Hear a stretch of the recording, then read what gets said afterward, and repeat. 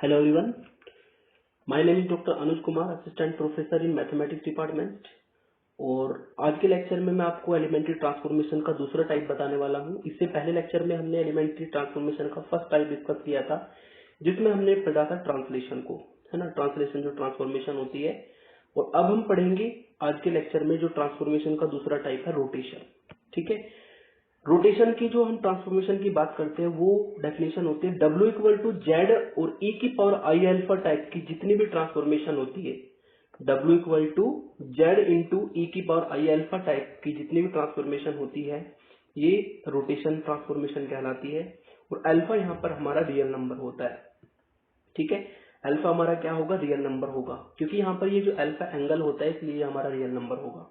Okay, तो note में मैंने लिखा भी है कि by this transformation figures in Z plane, जो आपके जेड प्लेन की फिगर है, figures in Z plane rotates through an angle alpha in W plane. ठीक है, हमारा इस ट्रांसफॉर्मेशन के द्वारा क्या होता है कि जो जेड प्लेन की फिगर्स है वो अल्फा एंगल पर रोटेट हो जाते हैं डब्ल्यू प्लेन में जाकर। ठीक है, और अगर ये अल्फा की वैल्यू ग्रेटर देन 0 है तो रोटेशन होती है एंटी क्लॉकवाइज, और अगर अल्फा की वैल्यू लेस देन 0 है यानी कि अल्फा आपका निगेटिव है तो रोटेशन होगी क्लॉकवाइज, और अगर अल्फा ग्रेटर देन 0 है तो रोटेशन होगी एंटी क्लॉकवाइज। ठीक है, अब ये रोटेशन कैसे होती है जरा ध्यान से समझिए। ट्रांसफॉर्मेशन आपको यहाँ पर दी है, जो ट्रांसफॉर्मेशन की डेफिनेशन है रोटेशन की वो होती है W equal to Z E की पावर आई अल्फा। अगर आप जेड को पोलर फॉर्म में लिखते हो वी हैव करके, जेड को हम अगर पोलर फॉर्म में लिखे तो जेड जो है पोलर फॉर्म में होता है Z equal to R E की पावर आई थीटा, जो कि जेड प्लेन में बनेगा। यहाँ पर जो इसका मैग्नीट्यूड है वो आर है, और जो आपका जो आपका मैग्नीट्यूड है वो आर है, और जो यहाँ पर आपका आर्गुमेंट या एम्पलीट्यूड है वो थीटा है।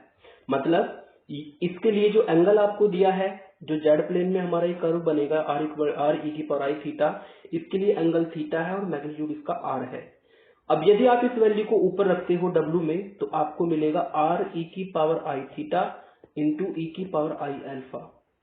तो यदि आप इस वैल्यू को ऊपर रखते हो तो आपने क्या देखा कि जो थीटा एंगल था वो किससे इंक्रीज हो गया, वो अल्फा उसमें ऐड हो गया, यानी कि वो अल्फा से इंक्रीज हो गया। मतलब ये जो Z equal to R E की पावर आई थीटा है, अगर हम इसकी इमेज फाइंड करेंगे डब्ल्यू प्लेन में तो एंगल में आपका अल्फा ऐड हो जाएगा। मैग्नीट्यूड दोनों का सेम रहेगा, आप देख सकते हैं आर जो है ऊपर भी मैग्नीट्यूड उसी का वही है और यहाँ पर भी इसका मॉडुलस आर ही है, लेकिन एंगल में चेंज हुआ है। एंगल ऊपर थीटा था तो यहाँ पर थीटा प्लस अल्फा हो जाएगा। वही मैंने आपको बताया कि ये अल्फा एंगल पर रोटेट हो जाता है। ठीक है, ये क्या करता है, हमारा अल्फा एंगल पर रोटेट हो जाएगा, इसीलिए इस ट्रांसफॉर्मेशन को हम रोटेशन भी कहते हैं। एग्जाम्पल में मैंने आपको बताया था कि अगर ये हमारा जेड प्लेन है और हमने इसमें मान लिया कि ये हमारा कोई शेप बनती है। ठीक है, तो यदि आप इसमें रोटेशन लगाते हैं ट्रांसफॉर्मेशन तो ये शेप जो है रोटेट हो जाएगी किसी न किसी एंगल से। और मान लेता हूं कि मैं ये अल्फा एंगल है हमारा, है ना, ये अल्फा एंगल है या थीटा प्लस अल्फा, है ना। तो यदि आप थीटा प्लस अल्फा एंगल पर इसको रोटेट करोगे तो इस तरीके से आपको ये जो है शेप आपकी मिलेगी। इस तरीके से शेप हमारी रोटेट हो जाएगी। शेप सेम रहेगी, बस रोटेट हो जाएगी। और रोटेट कैसे होती है, जैसे कि मैंने बताया, अगर अल्फा आपका ग्रेटर देन 0 है तो एंटी क्लॉकवाइज रोटेट होगा, और अल्फा लेस देन 0 है तो क्लॉकवाइज रोटेशन होती है। चलिए एक एग्जांपल लेते हैं तो आपको और अच्छे से क्लियर हो जाएगा। एग्जांपल है हमारा, consider the transformation W equal to Z E की पावर आई पाई बाई 4। देख सकते हैं रोटेशन वाली डेफिनेशन से दिया है, अल्फा की वैल्यू यहाँ पर पाई बाई 4 है, यानी कि आपको देख के पता लग गया होगा कि जो भी ट्रांसफॉर्मेशन होगी वो आपकी अल्फा इक्वल टू जो पाई बाई 4 है उस एंगल पर होगी, है ना। And determine the region R dash in W plane, आपको आर डैश डब्ल्यू प्लेन में रीजन बनाना है इस ट्रांसफॉर्मेशन के द्वारा। To the triangular region R, किसका, इस ट्रायंगुलर रीजन आर का जो बाउंडेड है x equal to 0, y equal to 0 and x plus Y equal to 1 in Z plane. मतलब आपको एक रीजन दिया है ट्रायंगुलर फॉर्म में जो किससे बाउंड है, x equal to 0, y equal to 0, x plus Y equal to 1 से बाउंड है वो रीजन हमारा R। उसकी हमें इमेज निकालनी है ना, उसकी हमें जो है कोरस्पोंडेंस निकालनी है, उसकी जो है हमें मैपिंग निकालनी है किसमें, डब्ल्यू प्लेन में, जो कि आर डैश रीजन बनाएगी। सिंपल सी बात है, आएगा तो वो भी ट्राइंगल ही, लेकिन क्या होगा, वो अल्फा यानी कि π/4 एंगल पर रोटेट होके आपको दिखाई देगा डब्ल्यू प्लेन में। कैसे दिखाई देता है, चलिए क्वेश्चन को सॉल्व करते हैं तो आपको डिटेल में पता लग जाएगा। यहाँ पर गिवन ट्रांसफॉर्मेशन आपकी है w equal to Z E की पावर आई π/4, ये आपको दिया है। यदि आप इसको थोड़ा सा सॉल्व करते हैं तो यहाँ पर आप जानते हैं कि w को हम fz भी लिख सकते हैं, है ना। w equal to fz, z की वैल्यू हमने पुट की x प्लस आई वाई होती है, और e की पावर आई π/4 को भी हम लिख सकते हैं cos π/4 आइलर फॉर्मूले से प्लस आई sin π/4। और जो कि आप जानते हैं कि cos π/4 और sin π/4 दोनों की वैल्यू 1/√2 होती है, तो ये हमारा कन्वर्ट हो जाएगा u प्लस आई वी में। fz को हमने u प्लस आई वी लिखा, और उधर यदि आप सॉल्व करते हैं तो ये आपको मिलेगा x प्लस आई वाई और इंटू में 1 प्लस आई अपॉन √2। ओके, और इसको अगर आप थोड़ा सा और सॉल्व करें तो u plus I V left में रहेगा, और इक्वल टू में आपको मिलेगा, इनकी मल्टीप्लाई कर देंगे, और मल्टीप्लाई करके आपको देखना है रियल और इमेजिनरी पार्ट क्या बनेगा। तो यहाँ पर रियल पार्ट बनेगा 1/√2 x माइनस वाई, और इमेजिनरी पार्ट बनेगा आपका i into 1/√2 x plus Y, जिसको हम इक्वेशन 1 डाल देंगे, और इस इक्वेशन 1 को हम कंपेयर करके u और v की वैल्यू फाइंड कर सकते हैं। ठीक है, तो देयरफॉर यहाँ पर जो u की वैल्यू आएगी वो आएगी 1/√2 x माइनस वाई, और v की जो वैल्यू आएगी वो आएगी 1/√2 x प्लस वाई। तो हमने सबसे पहले क्या किया कि जो आपको ट्रांसफॉर्मेशन दी है उसके अकॉर्डिंग हमने u और v की वैल्यू फाइंड की। अब आपको जो लाइन दी है उन लाइन की हमें मैपिंग चाहिए, ठीक है ना। हमें पहले जो ट्रायंगल दिया है, ट्रायंगल मिलके बना है x इक्वल टू 0 से, तो x इक्वल टू 0 लाइन की मैपिंग चाहिए, y इक्वल टू 0 से y इक्वल टू 0 लाइन की मैपिंग चाहिए, है ना। और तीसरी लाइन आपको दी है x plus Y equal to 1, तो हमें इस लाइन की भी मैपिंग चाहिए। तो हम क्या करेंगे, इन दोनों में u और v में, दोनों में यदि मैं x को 0 रखता हूँ, u और v दोनों में x को 0 रखता हूँ, तो आपको क्या मिलेगा। ठीक है, यदि आप x को 0 रखते हैं तो u की वैल्यू आएगी आपकी -1/√2 इंटू वाई, और v की वैल्यू आएगी x को 0 रखने पर 1/√2 इंटू वाई। आप देख सकते हैं कि यहाँ पर u और v में कुछ रिलेशन है। u और v में क्या रिलेशन है, u और v में रिलेशन है कि v की वैल्यू जो है वो माइनस u के इक्वल है, यानी कि आपने x इक्वल टू 0 की जो यहाँ पर इमेज मिली है वो एक लाइन होगी, जो कि आप u plus V equal to 0 भी कह सकते हो, या v equal to minus u भी इसको कह सकते हो।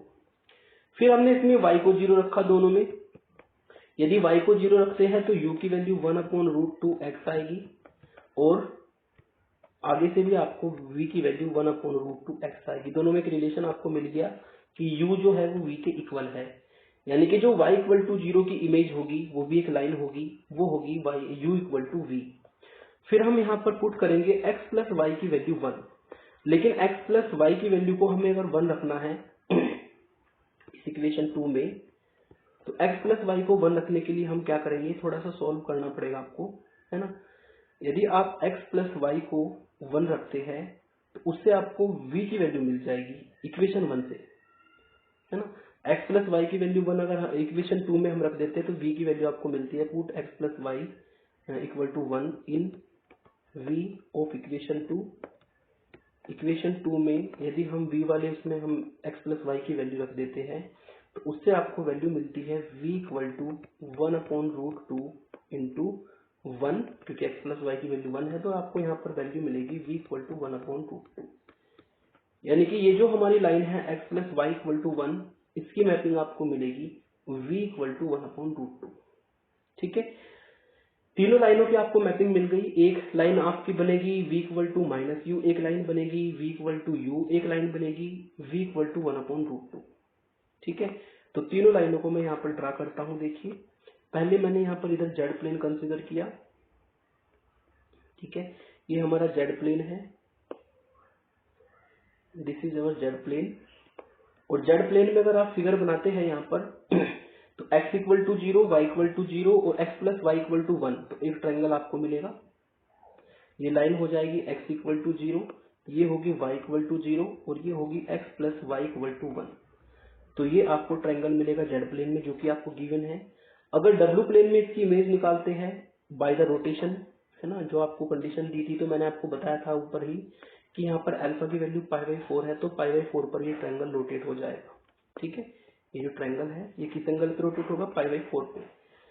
लेकिन हम इमेज के हिसाब से निकालते हैं। एक लाइन आपको मिली है u इक्वल टू वी, जो कि 45 के एंगल पे आपको यहाँ पे मिलेगी, 45 के एंगल पे यहाँ पे मिलेगी। फिर एक लाइन है आपको u equal to minus V, जो कि अपोजिट मिलेगी जस्ट इसके। और एक लाइन है आपकी v इक्वल टू 1/√2, जो कि u के पैरेलल होगी, u एक्सिस के, यानी कि u है ये v है। तो आप देख सकते हैं कि ये जो ट्रायंगल आपका था जेड प्लेन वाला, ये रोटेट हो गया। और रोटेट किस पर हुआ है, क्योंकि ये आपकी u equal to V line है, ये एंगल आपका अल्फा होगा। अल्फा मतलब यहाँ पर जो आपको दिया है π/4। तो आपने यहाँ पर देखा कि ये जो आपका ट्रायंगल है ये कहाँ पर रोटेट हो गया, ये अल्फा इक्वल टू π/4 एंगल पर रोटेट हो गया। वही मैंने आपको ऊपर बताया था। अब यहाँ पर जो अल्फा की वैल्यू है पॉजिटिव है, तो रोटेशन कैसी होनी चाहिए, एंटी क्लॉकवाइज। आप देख सकते हैं कि इधर से इधर रोटेट हुआ है ना, इधर से ये इधर रोटेट हुआ है। ठीक है, जो कि एंटी क्लॉकवाइज डायरेक्शन होती है। क्लॉकवाइज इस तरीके से होती है ना, क्लॉकवाइज होगी इस तरीके से, और ये है आपकी एंटी क्लॉकवाइज। ठीक है, तो देख सकते हैं कि अल्फा अगर आपका पॉजिटिव है तो एंटी क्लॉकवाइज आपका यहाँ पर रोटेशन हुआ है। ठीक है, तो ये मैंने आपको बताया आज के लेक्चर में कि रोटेशन क्या होती है, ट्रांसफॉर्मेशन, और किस तरीके से वो हमारे क्वेश्चंस को सॉल्व करते हैं उसमें, है ना। और सिंपली यही ध्यान रखना है, रोटेशन का मतलब जो अल्फा यहाँ पर होगा रियल नंबर, उतने एंगल पर हमारी जो शेप होगी जेड प्लेन वाली वो रोटेट हो जाएगी। ओके, तो नेक्स्ट लेक्चर में मैं तीसरी ट्रांसफॉर्मेशन लेकर आऊंगा आपके लिए, जो होगी magnification. Okay, thank you for watching.